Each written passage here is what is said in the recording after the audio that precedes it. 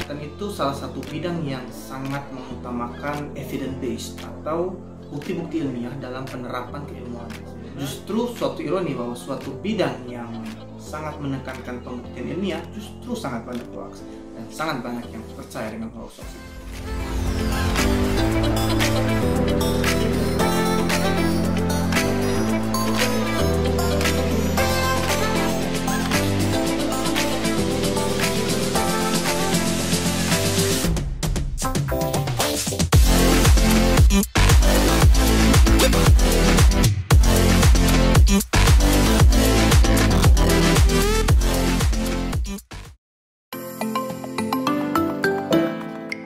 Selamat datang di channel Negaraku Bebas Hoax. Ya, jadi negara kita sudah merdeka, tapi kalau kita melihat banyak sekali informasi-informasi yang sebenarnya diragukan, dan informasi-informasi ini cenderung menyesatkan sehingga membuat kita melakukan sesuatu yang sebenarnya tidak tepat. Dan saya melihat bahwa banyak sekali hoax itu dalam bidang kesehatan. Oleh karena itu, channel ini dibuat untuk kita bisa berbagi informasi kesehatan seputar penyakit-penyakit terbaru, diagnosis-diagnosis yang ada, dan pengobatan-pengobatan terbaru. Bahkan mungkin kita bisa bahas juga pengobatan-pengobatan tradisional. Dan tentunya kita akan membahas sesuai dengan evidence based yang sudah ada. Ya. Kita perkenalan dulu, karena kalau tidak kenal nanti teman-teman tidak sayang ya. Orang bilang tak kenal maka tak sayang. Kalau kita bisa kenalan, mungkin kemudian kita bisa saling sayang dan kemudian kita bisa jadian.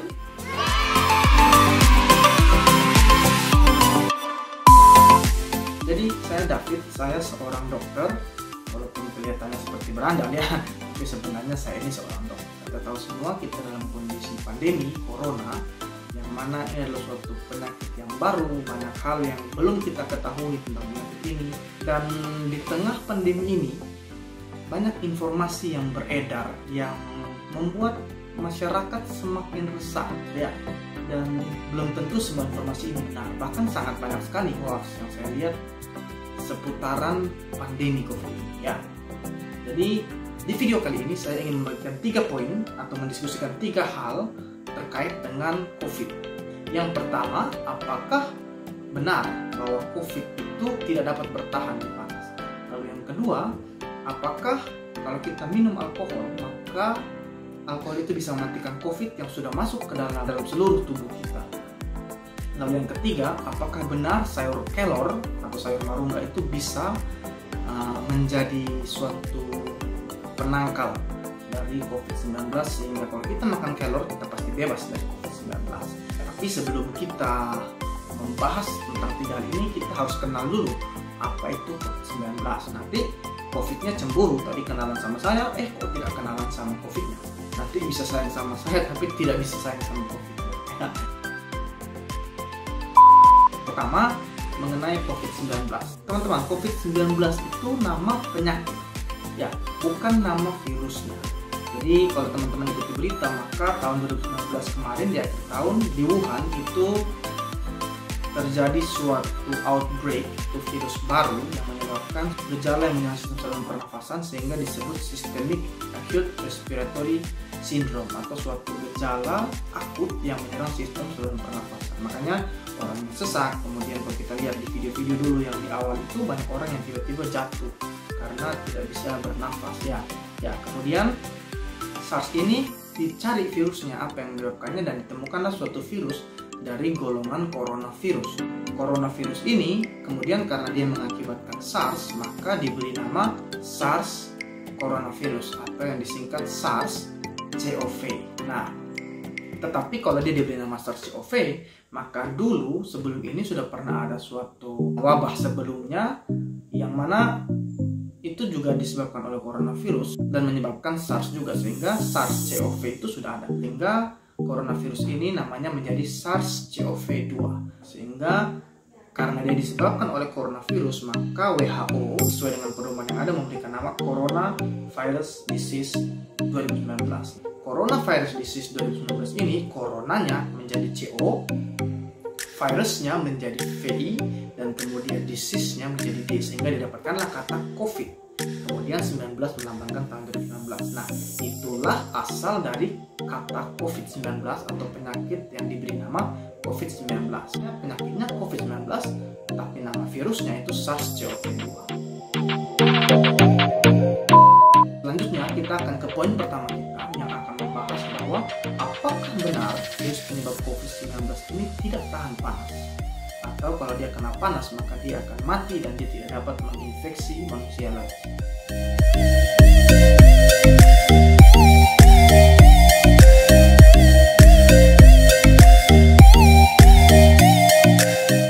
Saya sering mendengar di Indonesia orang itu sering berkata bahwa virus corona ini tidak akan tahan panas, karena di Indonesia, apalagi di tempat saya di Kupang, itu suhunya bisa panas sekali ya, di atas 30 derajat, kadang-kadang 31 sampai 32 derajat, sehingga ini menimbulkan suatu pemikiran bahwa memang corona ini tidak bisa menyebar karena panas yang ada, dan ini membuat suatu rasa aman yang belum bisa dipertanggungjawabkan oleh orang-orang, sehingga mereka menjadi lalai untuk memproteksi diri mereka karena berpikir bahwa panas itu bisa mematikan virus. Nah, apakah benar bahwa panas di Kupang atau di Indonesia ini betul bisa mematikan virus? Mari kita lihat.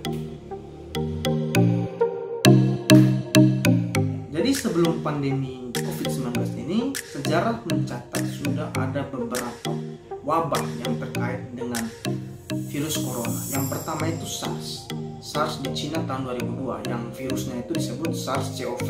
Kemudian ada juga Middle East Respiratory Syndrome itu di Saudi Arabia pada tahun 2012. Waktu peneliti mencoba untuk meneliti kedua virus ini, mereka melihat bahwa ternyata virus yang sekarang SARS-CoV-2 yang menyebabkan COVID-19 ini ternyata mempunyai kemiripan genetik dengan kedua saudaranya ini, sehingga mereka kemudian melihat bahwa SARS dengan MERS itu pada saat puncak musim panas mereka sensitif terhadap panas, sehingga kemudian terjadi penurunan angka infeksi dan angka penularan yang kemudian membuat orang berpikir, karena dua saudaranya itu menurun karena panas, maka COVID-19 ini juga virusnya akan menurun karena panas, sehingga tidak akan menyebar atau tidak akan menular di tempat yang panas. Kita perlu pahami bahwa COVID-19 ini virusnya baru dan karakteristiknya masih sulit untuk ditentukan. Memang ada kemungkinan bahwa karena kemiripan gen tersebut maka bisa saja dua saudaranya ini turun, dia juga ikut turun saat panas. Tapi ada kemungkinan bahwa tidak demikian. Nah, selain daripada itu, ingat bahwa virus ini punya kemampuan untuk memperbaharui diri menghadapi lingkungannya yang disebut dengan mutasi, yang mana kita belum tahu seperti apa kemampuan mutasi dari virus ini. Jadi bisa saja virus ini justru bisa bermutasi dalam kondisi panas. Jadi kalau dikatakan apakah dia akan menurun saat musim panas, puncak musim panas, ya memang dia akan menurun, tetapi tidak pasti bahwa dia akan stop. Sehingga kalau kita katakan karena panas maka COVID tidak bisa menular, justru ini sesuatu yang keliru ya. Kenyataannya kita lihat bahwa di negara-negara yang sangat panas seperti Saudi Arabia, Irak, kasus COVID-nya sangat tinggi sekali. Di Arab Saudi itu ada 75.000 lebih orang yang terinfeksi COVID, dan di Irak itu ada 4.000 lebih orang yang terinfeksi COVID. Artinya bahkan di tempat yang paling panas pun itu virus COVID-19 ini masih bisa menular. Dan WHO dalam halaman resmi mereka juga berkata bahwa virus ini dapat menular di keadaan seperti apapun. Belum ada bukti yang menunjukkan bahwa dia akan mati atau menjadi inaktif pada suhu panas. Jadi faktor-faktor yang mempengaruhi virus untuk bisa menginfeksi seseorang itu bukan cuma suhu ya. Jadi saya membaca beberapa penelitian yang dilakukan di beberapa kota di Cina dan Jakarta itu, kemudian disimpulkan bahwa faktor-faktor yang bisa mempengaruhi virus ini menginfeksi seseorang itu yang pertama lingkungan. Nah, lingkungan ini yang kemudian kita bisa bagi menjadi suhu, bisa bagi menjadi kelembaban, kecepatan angin. Kemudian faktor kedua ada kepadatan penduduk. Lalu ada kualitas layanan kesehatan. Artinya kalau kualitas pelayanan kesehatannya baik, maka angka penularan ini juga akan menurun. Lalu ada faktor lain, yaitu kebijakan pemerintah, lockdown, kemudian work from home, kemudian social distancing, ternyata itu juga berpengaruh. Nah, kemudian mobilitas masyarakat. Kalau masyarakatnya itu suka berkeliling kemudian berkumpul, ya pasti penyebaran virus ini akan lebih mudah ya. Lalu jangan lupa salah satu faktor yang sangat penting juga itu daya tahan tubuh seseorang dan kebersihan seseorang. Karena kita diajarkan bagaimana cara melakukan cuci tangan yang benar, kemudian cara batuk yang benar, karena itu berkaitan dengan kebersihan seseorang. Nah, jadi faktor-faktornya ini ada banyak ya yang sudah saya sebutkan tadi, bukan cuma suhu. Artinya kalaupun memang sebenarnya virus ini menurun karena suhu, itu cuma satu dari banyak faktor, masih ada faktor lain. Jadi kalau kita kemudian mengangkat faktor suhu ini dan kemudian kita berkata kita pasti aman tanpa memperhatikan faktor lain seperti yang tadi kepadatan penduduk, kemudian tanpa memperhatikan kebijakan pemerintah, nah tentu saja ya sama saja kita tetap akan menimbulkan risiko yang tinggi untuk terinfeksi. Jadi jangan sampai gara-gara isu ini kita merasakan suatu keamanan palsu yang membuat kita tidak waspada. Jadi untuk sekarang jangan merasa aman karena cuma panas ya, tetapi kita harus tetap olahraga, yang penting kita tetap makan makanan yang bergizi, kita tetap patuhi anjuran pemerintah untuk menekan penyebaran virus corona. Sekarang kita ke poin yang kedua.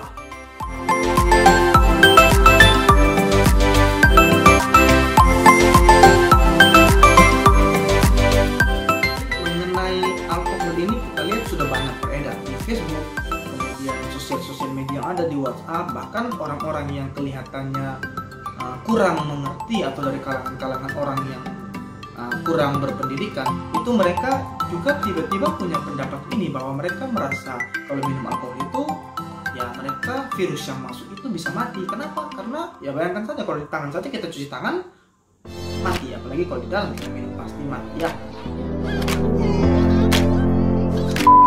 Nah teman-teman, sampai dengan saat ini tidak ada bukti yang mengatakan bahwa minum alkohol bisa mematikan kuman yang sudah masuk ke dalam tubuh. Bahkan kalau kita pelajari lebih lanjut, bukan cuma tidak bisa melindungi kita dari COVID, itu justru bisa menimbulkan kerugian-kerugian lainnya selain dari COVID ya. Bahkan penelitian-penelitian itu mengatakan kalau kita terlalu banyak minum alkohol itu menurunkan daya tahan tubuh, dan kalau daya tahan tubuh turun, bukannya COVID-nya tambah tidak kena, tapi justru meningkatkan risiko kita terkena dengan COVID ini teman-teman. Jadi sebenarnya tidak ada bukti bahwa minum alkohol ini bisa mematikan kuman yang ada di dalam atau virus yang sudah masuk ke dalam tubuh kita. Di daerah saya itu saya sering menjumpai pasien yang menderita kanker nasofaring. Ya, faktor risiko yang sangat sering ditemukan pada mereka itu konsumsi alkohol.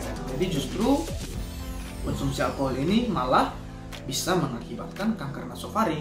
WHO sendiri berkata bahwa konsumsi alkohol itu bisa merusak, yang berlebihan bisa merusak hampir seluruh yang ada dalam tubuh.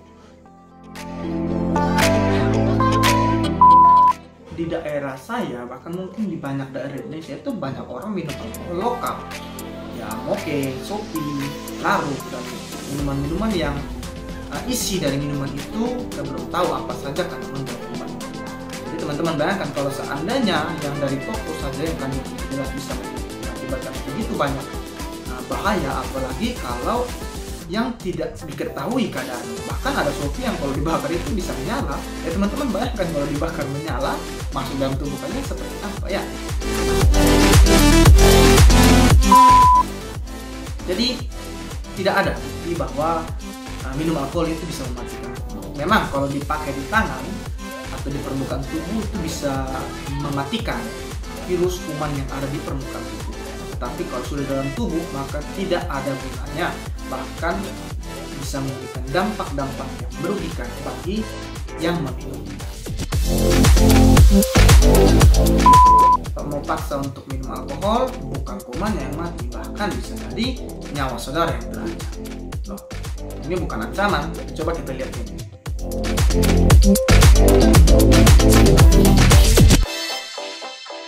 Nah ini juga salah satu gambaran betapa berbahayanya informasi-informasi yang menyesatkan, yang tidak teruji kebenarannya, bahkan bisa menyebabkan kematian sampai dengan 700 orang.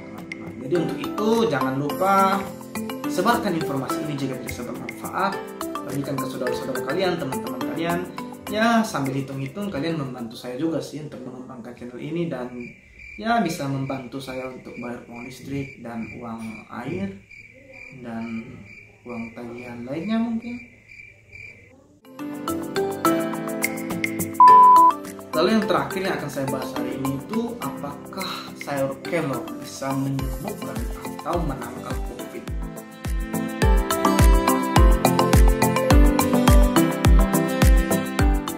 Nah, sebelumnya mungkin banyak yang asing dengan sayur kelor atau sayur marunda.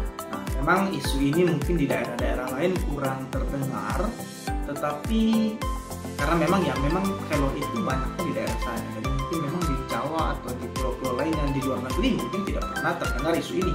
Tetapi isu-isu serupa yang bunyinya itu bahwa ada suatu jenis makanan tertentu atau zat tertentu yang bisa menangkal virus corona itu ternyata banyak. Coba kita lihat ini. Nah, di sini kita bisa melihat ada makanan-makanan yang disebut bisa menangkal virus corona. Bahkan ada 6 jenis makanan yang bisa menangkal virus corona. Nah, sekarang kita bandingkan dengan berita dari daerah saya. Nah, di sini kita bisa lihat bahwa Wakil Gubernur NTT itu punya obat penangkal virus corona. Dia menganggap bahwa pohon kelor ini adalah suatu penangkal COVID. Kata penangkal ini artinya kalau kita memakan sayur kelor ini, maka COVID itu akan tertangkal. COVID itu tidak mungkin bisa menginfeksi kamu. Wah, hebat sekali berarti ya sayur kelor ini bisa mengatasi COVID-19 yang baru ini.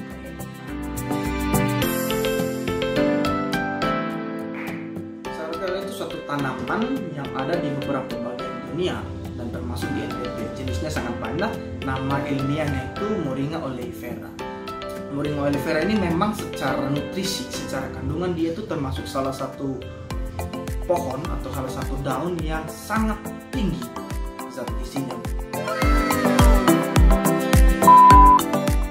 Dari penelitian itu dikatakan bahwa vitamin A yang terkandung dari kelor ini 10 kali lebih banyak daripada wortel. Kemudian kalsiumnya itu 17 kali lebih banyak daripada susu.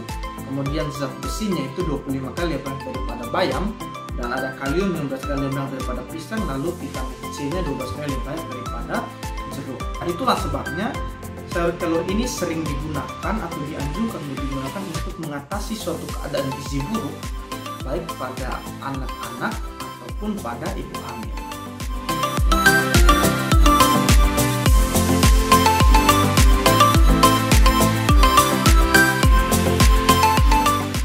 Nah, bahkan lebih jauh lagi, penelitian itu mengatakan bahwa dalam ilmu medis, kelor ini punya efek anti radang, anti hipertensi, kemudian anti tumor, kemudian antioksidan, anti diabetik, antimikrobial, dan sifat bisa menurunkan panas dan juga menurunkan kolesterol.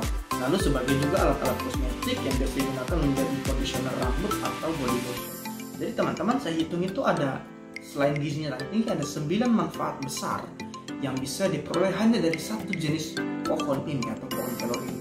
Bahkan semua bagian dari kelor, dari daun, bunga, biji, bahkan sampai di akarnya saja itu bisa punya kandungan nutrisi yang tinggi. Suatu organisasi Tree of Life dari Amerika itu memberikan gelar kepada kelor ini The Miracle Tree atau suatu pohon ajaib.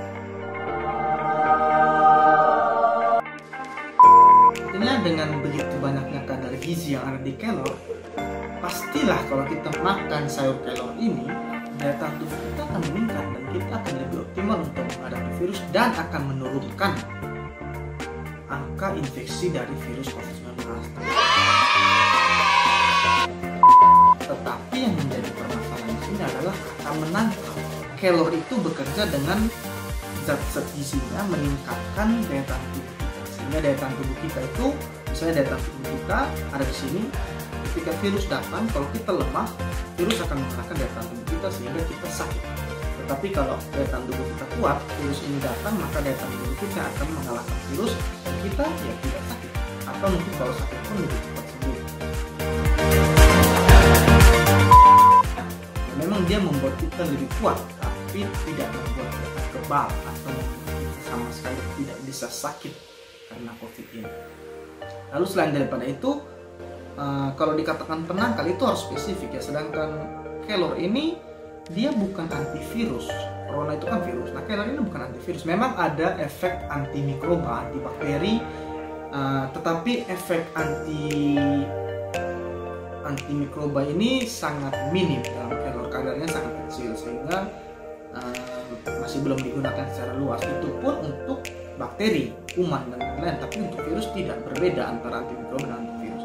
Nah, sedangkan antivirus sampai sekarang belum ada penelitian yang mengatakan bahwa kelor ini bisa digunakan menjadi antivirus.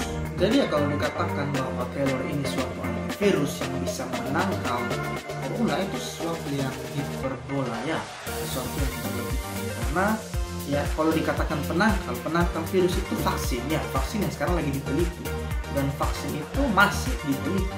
Teman-teman membuat suatu vaksin yang bisa digunakan itu panjang ya tahapnya. Jadi dari suatu vaksin kemudian harus diteliti di hewan, di lab, di hewan coba, kemudian kalau lulus semua persyaratan-persyaratannya kemudian baru dilakukan pada manusia dalam skala kecil. Dan kalau kemudian dalam skala kecil bagus nampaknya, tidak ada efek samping yang mematikan, aman untuk digunakan, kemudian akan digunakan pada manusia dalam skala besar. Jadi ini suatu tahapan yang panjang, makanya sampai sekarang para peneliti belum bisa menemukan vaksinnya karena memang tahapannya panjang. Bahkan diprediksi mungkin sampai Mei atau Juni tahun depan, tahun 2021 baru bisa ditemukan vaksinnya. Dan kalau kita lihat kelor mau dibilang sebagai penangkal, kelor sudah sampai tahap mana? Ataukah cuma perasaan bahwa kelor bisa? COVID ini bukan seperti hubungan antara aku dan dia yang main rasa saja. Kalau kita sama-sama rasa maka kita akan klop. Bukan begitu teman-teman. Jadi tentu saja harus ada penelitian, harus ada evidence base. Tidak bisa cuma kira-kira. Ini kita berbicara soal kesehatan manusia dan pengobatan pada manusia. Tidak bisa cuma kira-kira. Kita bermain dengan manusia yang kalau ada apa-apa maka risikonya sangat. Kelor memang baik. Saya tidak mendiskreditkan kelor ya, karena saya juga orang Kupang, saya mengkonsumsi kelor dan bahkan saya sangat suka makan kelor. Memang rasanya juga enak. Bahkan saya sangat menganjurkan teman-teman untuk konsumsi kelor. Kalau yang dari luar Kupang, kalau kebetulan nonton video ini, saya anjurkan juga untuk cobalah produk kelor kita. Baik kelor yang sayur yang kita makan sehari-hari, ataupun saya lihat sejauh ini ada beberapa produk kelor seperti lapis kelor, kemudian teh kelor, kumur kelor dan lain-lain. Cobalah teman-teman beli itu dan rasakan manfaat dari Miracle Tree ini. Tentu saja ini bukan promosi, saya tidak dibayar, saya tidak mempromosikan berlebihan, tapi memang manfaatnya sangat banyak. Ya hebat lah kalau ini. Sehingga bagi teman-teman saya sangat menganjurkan untuk konsumsi kelor ini untuk meningkatkan daya tahan tubuh. Tetapi jangan berpikiran bahwa dengan hanya konsumsi kelor kita akan selamat dari 100% dari COVID. Karena ingat kembali tadi ada banyak faktor, cuci tangan, jaga jarak, physical distancing, social distancing, kemudian hal-hal lainnya itu juga tetap memegang peran penting. Jadi tetaplah makan kelor, jaga kebersihan, jaga personal hygiene, tetap jaga jarak.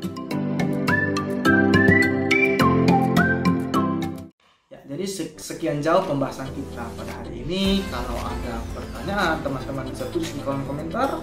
Kalau ada suatu topik lain yang teman-teman rasa menarik untuk dibahas, juga silahkan tulis di komentar. Dan kita berjuang bersama menyebarkan sesuatu yang positif agar negaraku bebas hoax.